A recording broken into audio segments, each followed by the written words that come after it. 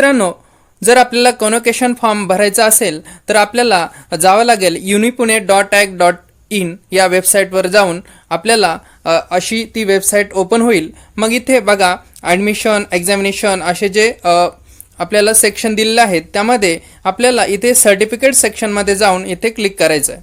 मग त्यामध्ये गेल्यानंतर बघा इथे आहे apply online for regular convocation degree certificate, यावर क्लिक करायचं आणि आपल्यासमोर असा इंटरफेस ओपन होईल. मग आपलं जर अकाउंट असेल तर ठीक आहे, नाहीतर आपण इथे क्रिएट अकाउंट म्हणून इथे आपण अकाउंट क्रिएट करायचं. इथं आपला ईमेल आय डी टाकायचा, इथे आपला पासवर्ड टाकायचा आणि खाली पासवर्ड कन्फर्म करायचा आणि खाली आपला मोबाईल नंबर टाकायचा. आता मी अकाउंट आधीच क्रिएट केलेला आहे म्हणून मी करत नाही आहे. इथं मोबाईल नंबर टाकायचा, कॅप्चा टाकायचा आणि सबमिट करायचं. यानंतर आपलं अकाउंट ओपन झालेलं असेल. मग त्यानंतर बॅक यायचं आणि आपलं स्टुडंट लॉग इन करायचं. इथे जाऊन आपलं स्टुडंट लॉग इन करायचं. मग मी आता इथे लॉग इन करून घेतो. बघा मी आता इथे लॉग इन केलेलं आहे. त्यानंतर लॉग इन केल्यानंतर आपल्यासमोर अशी एक स्क्रीन दिसेल. मग त्यानंतर बघा इथे आहे you have not applied for any application. मी आता अजूनपर्यंत अप्लाय केलेलं नाही म्हणून असं आलेलं आहे. मग अप्लाय करण्यासाठी आपल्याला लेफ्ट साईडला बघा या 3 लाईन आहेत त्यावर क्लिक करायचं आहे आणि खाली आपल्याला दिसेल अप्लाय हेअर. मग इथे आपण अप्लाय हेअरवर टिक करायचं. त्यानंतर बघा आपल्यासमोर आता हा फॉर्म ओपन झालेला असेल. पण फॉर्म भरण्या अगोदर आपल्याला काही टर्म्स आणि कंडिशन दिलेल्या आहेत त्या आपण ॲग्री करायच्या आहेत आणि क्लिक फॉर अप्लाय म्हणायचं आहे. मग क्लिक फॉर अप्लाय म्हटल्यानंतर बघा आपल्यासमोर फॉर्म ओपन झालेला आहे. मग आपल्या संपूर्ण डिटेल इथं आपल्याला भरायची आहे. बघा फॅकल्टी नेम मग मी इथे चूज करतो कॉमर्स. त्यानंतर कोर्स लेवल आहे ग्रॅज्युएट. आपली जे असेल ते आपण इथे सिलेक्ट करायची. त्यानंतर कोर्स टाईप मी इथे सिलेक्ट केलं BCom. त्यानंतर कोर्स नेम मी इथे सिलेक्ट केलं BCom.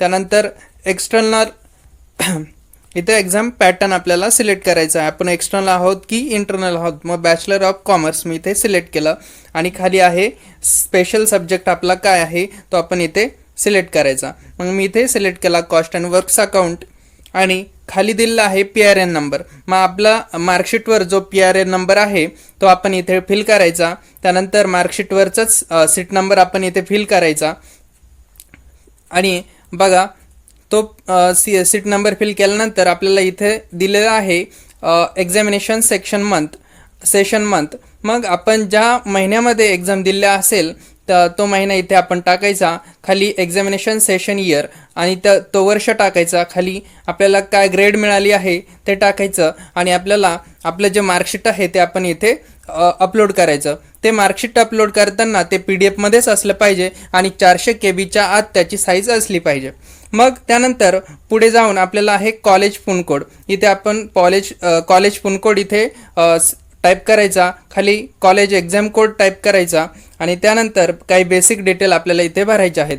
मग आपलं संपूर्ण नाव जसं आपल्या मार्कशीटवर आहे तसं आपण इथे फिल करायचं. त्यानंतर खाली आपल्या आईचं नाव जसं मार्कशीटवर आहे तसं फिल करायचं आणि तेच मराठीमध्ये आपण खाली फिल करायचं आहे. आपलं संपूर्ण नाव इथे मार्कशीटवर आहे तसं फिल करायचं आणि आपल्या आईचं नावसुद्धा मराठीमध्ये इथं फिल करायचं. त्याच्यानंतर आपलं जेंडर इथे सिलेक्ट करायचं आणि खाली आपली नॅशनॅलिटी आपण इंडियन आहोत की फॉरेनर आहोत ते आपण इथे सिलेक्ट करायचं.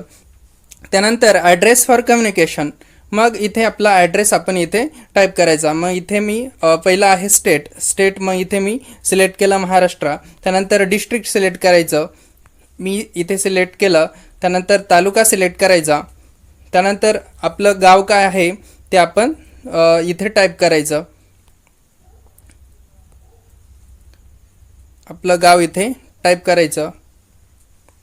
खाली आपला पिनकोड टाईप करायचा आणि आपला संपूर्ण ॲड्रेस. त्यानंतर आपला ईमेल ID आणि आपला मोबाईल नंबर इथे ऑटोमॅटिक आलेला असेल कारण आपण लॉग इन करताना किंवा अकाउंट क्रिएट करताना आपण ईमेल ID आणि मोबाईल नंबर दिलेला असतो म्हणून तो ऑटोमॅटिक येतो.